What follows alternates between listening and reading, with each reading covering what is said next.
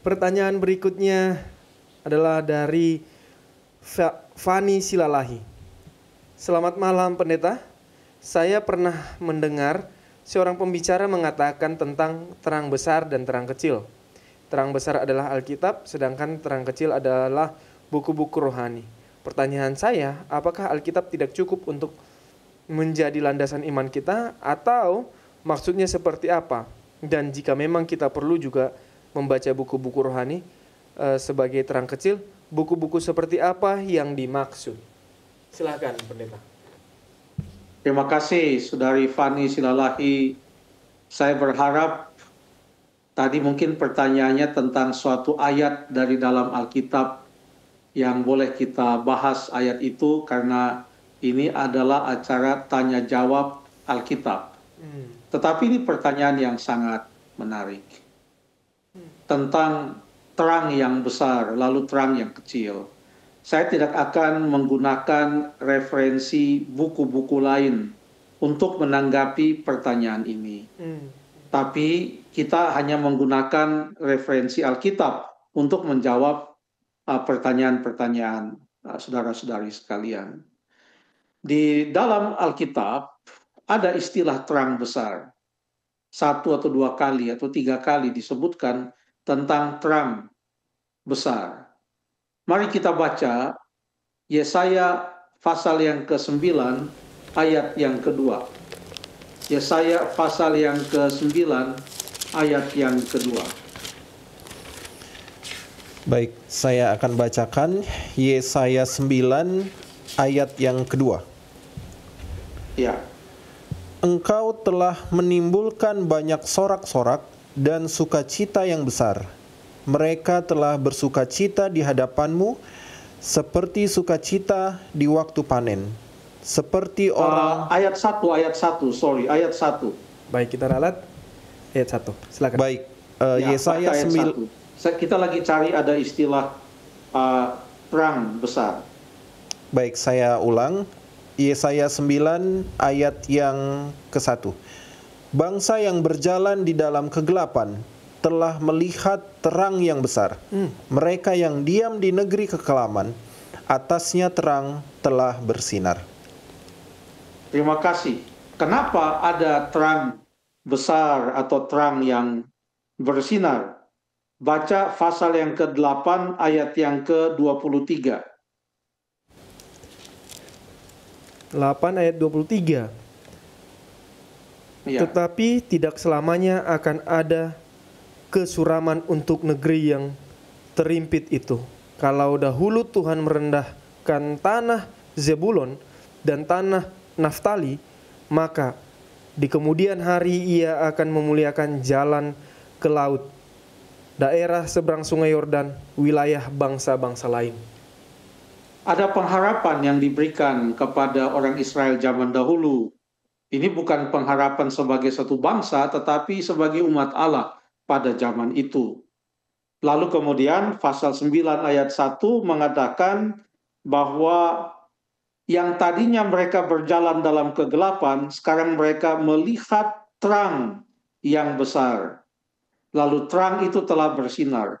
Kalau dibaca terus, kita sampai di ayat yang keempat, ayat yang kelima. Baik, saya akan bacakan Yesaya pasal 9 ayat yang kelima. Sebab seorang anak telah lahir untuk kita, seorang putra telah diberikan untuk kita. Lambang pemerintahan ada di atas bahunya dan namanya disebutkan orang. Penasihat ajaib, Allah yang perkasa, Bapa yang kekal, Raja damai. Terima kasih. Berbicara tentang siapa ini? Ini berbicara tentang Yesus Kristus. Nubuatan akan lahirnya Yesus. Namanya disebut orang penasihat ajaib, Allah yang perkasa, Bapa yang kekal, Raja damai. Tidak ada yang lain. Ini adalah Yesus Kristus. Makanya Yesus berkata di dalam Injil Yohanes, "Akulah terang dunia." Kita bisa menjadi terang dunia waktu Yesus katakan, "Kamulah terang dunia." Kalau ada Yesus di dalam hidup kita. Kalau tidak ada Yesus dalam hidup kita, kita tidak bisa jadi terang dunia. Kalau ada terang itu karena kita bukan sumber terang. Terang itu adalah Yesus. Lalu ada juga ayat yang mengatakan, jadi Yesus itu terang yang besar. Ya. Dia adalah terang yang besar. Lalu ada ayat yang mengaitkan terang itu dengan firman Tuhan. Itulah yang disebutkan dalam Mazmur 119 ayat yang ke-105. Mazmur 119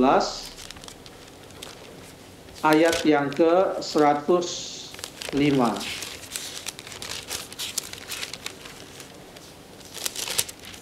Mazmur 119.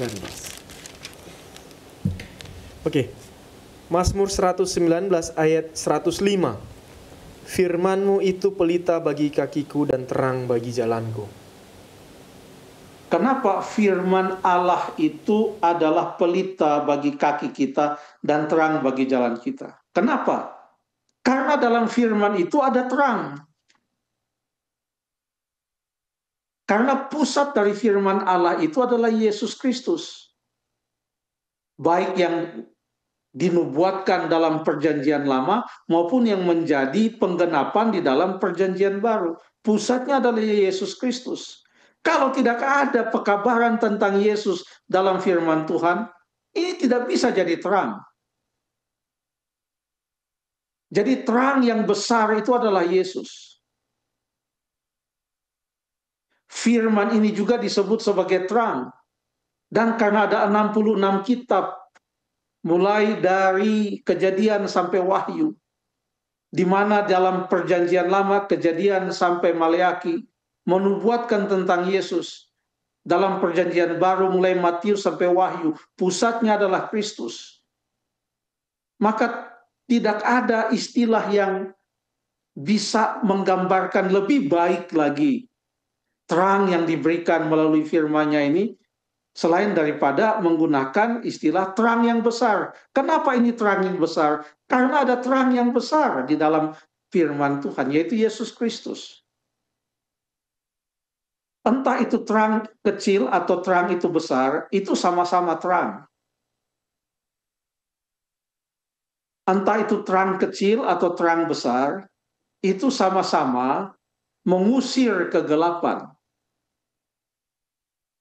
Dalam kegelapan, jangankan kita dapat listrik 100 watt, dapat senter 10 watt pun kita sudah bersyukur. Karena kita tidak akan berjalan di dalam apa? Kegelapan. Terang adalah terang. Apakah semua buku rohani itu akan menuntun kepada firman Tuhan? Ya gampang saja. Kalau ada satu buku yang ditulis, tetapi isinya tidak sesuai dengan firman Allah, sekalipun buku itu disebut sebagai buku rohani, tetapi kalau itu tidak sesuai dengan firman Allah, maka buku itu tidak bisa disebut sebagai terang yang menuntun kepada terang yang besar. Jadi dari sudut pandang Alkitab, itulah yang dimaksudkan dengan terang itu. Dalam hal ini, terang yang besar. Apakah itu betul-betul digenapi?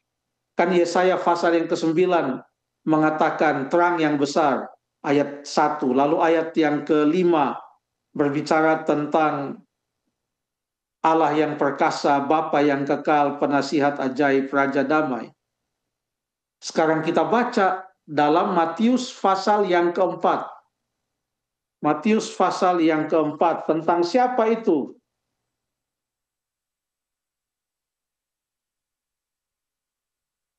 Matius pasal yang keempat, kita mulai baca ayat yang ke-12. Tapi waktu Yesus mendengar bahwa Yohanes telah ditangkap, menyingkirlah ia ke Galilea. Ia meninggalkan Nazaret dan diam di Kapernaum, di tepi danau, di daerah Zebulon dan Naftali, supaya genap firman yang disampaikan oleh Nabi Yesaya. Firman yang mana? Yang berbicara tentang Yesus.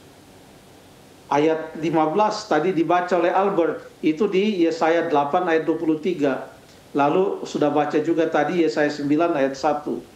Tanah Sebulon dan tanah Naftali, jalan ke laut, daerah seberang sungai Yordan, Galilea, wilayah bangsa-bangsa lain, bangsa yang diam dalam kegelapan telah melihat terang yang besar. Dan bagi mereka yang diam di negeri yang dinaungi maut telah terbit terang. Siapa itu terang? Itulah Yesus Kristus yang memberitakan ayat yang ke-17, bertobatlah sebab kerajaan sorga sudah dekat. Terima kasih.